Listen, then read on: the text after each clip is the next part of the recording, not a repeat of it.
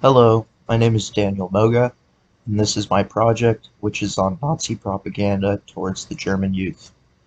I believe that the German youth and the youth propaganda was created in order to brainwash young children into believing the Nazi beliefs that the Jewish are detriments to society. I chose this topic because previously before class, I had watched the movie Jojo Rabbit, which I understand isn't completely historically accurate, but I thought it showed a good representation of how the youth were brainwashed into believing the Nazi ideals. One example I really liked from the movie was how Jojo, the main character, was usually followed around by an imaginary Hitler. Like most young children, they'll have imaginary friends, and for German kids during World War II, their imaginary friend was probably Hitler. Having the feeling like he was always watching over your shoulder, it, it would dictate every action and thought the kids made.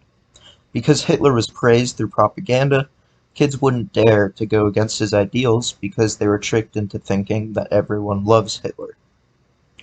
Now the blue picture on the left is a book called The Poisonous Mushroom that was typically read by teachers in the classroom to young children.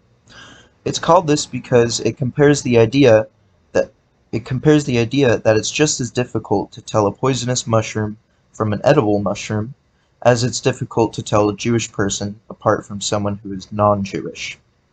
Throughout the book, there's many pictures made so children can have an easier time reading and understanding the book, so these ideologies were instilled in their minds at a young age. One example is the picture to the right of it, which shows a Jewish man giving candy to two German children.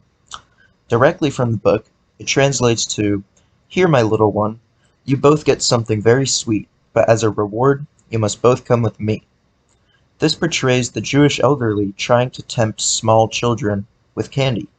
As we're taught when we're little, we always hear the words coming from our parents, stranger danger, and we know to stay away from strangers or else they'll do something bad to us.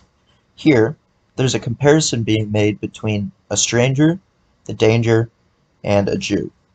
The Jew is portrayed as an evil, threatening, and manipulative stranger opposed to the innocent, pure, and naive Aryan children.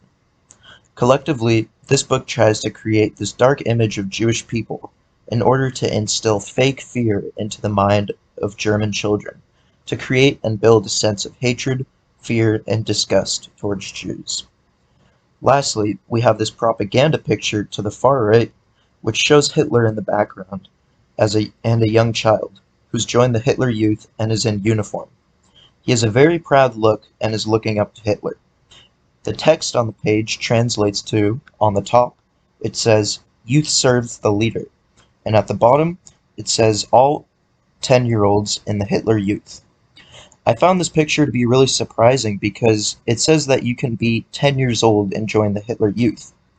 Not only is this an extremely young age to join something so serious, but it creates a fear of missing out within the youth community by making it seem like it's an honor to serve under Hitler.